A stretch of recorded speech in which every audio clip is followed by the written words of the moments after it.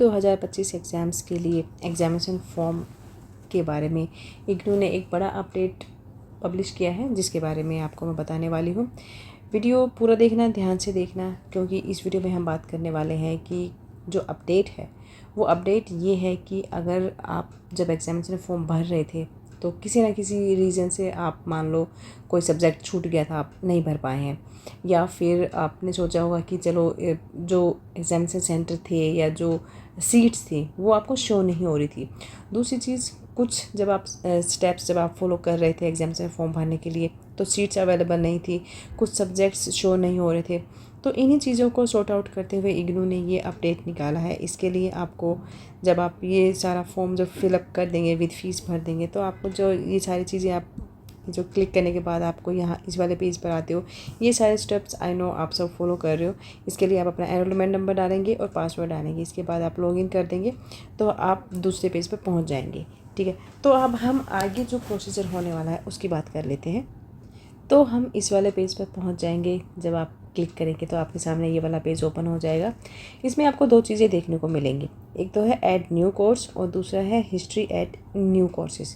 ठीक है, इसका क्या मतलब है कि इसका मतलब ये है कि ऐसे स्टूडेंट्स जितने भी हैं जो पहले ही एग्ज़ाम फ़ीस को सबमिट कर चुके हैं ऑलरेडी, बट किसी भी रीज़न से उन्होंने एक सब्जेक्ट का या फिर दो सब्जेक्ट का या फिर किसी भी फर्स्ट ईयर का या सेकेंड ईयर बोल सकते हो, उसकी एग्ज़ाम फ़ीस सबमिट नहीं की, या फिर जिस सब्जेक्ट का आपको एग्ज़ाम फ़ीस सबमिट करनी थी उसकी यहाँ पर जो लिस्ट में आपका नाम नहीं था।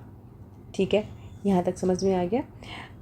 वो आपको नाम शो नहीं हो रहा था, आई मीन, लेकिन जो दिख रहा था उसको आप सबमिट करने के लिए आपको कहने का मतलब ये है कि पहले जो भी स्टूडेंट हैं जिन्होंने एग्ज़ामिनेशन फॉर्म को फिलअप कर दिया है और जितने भी जिनको और भी सब्जेक्ट्स उसमें ऐड करने हैं या ऐड करने का ऑप्शन पहले नहीं आ रहा था ना, बट यहाँ पर अब उस चीज़ को इन्होंने शो कर दिया है, वो ऑप्शन अब यहाँ पर आ गया है।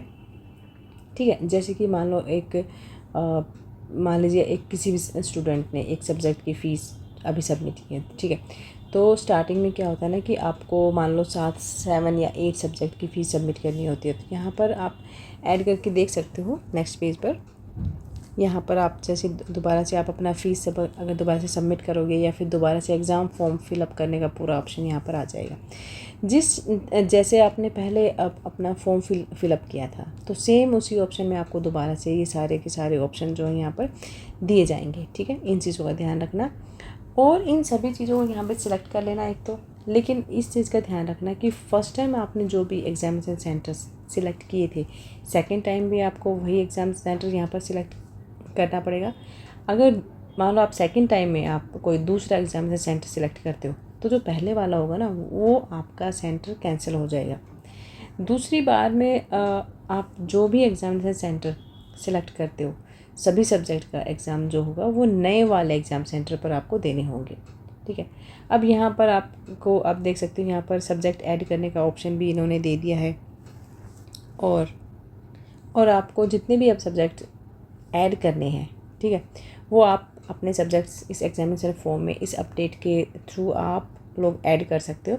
और फिर एग्ज़ामिनेशन फॉर्म में जितने भी सब्जेक्ट्स आपको ऐड करने होते हैं वो आसानी से अब ऐड हो जाएंगे। अब वो प्रॉब्लम नहीं आएगी कि आपके सब्जेक्ट शो नहीं हो रहे हैं या सीट्स फुल हो गई हैं या वटेवर जो भी है, तो वो सारी चीज़ें अब आपको फेस नहीं करनी पड़ेगी।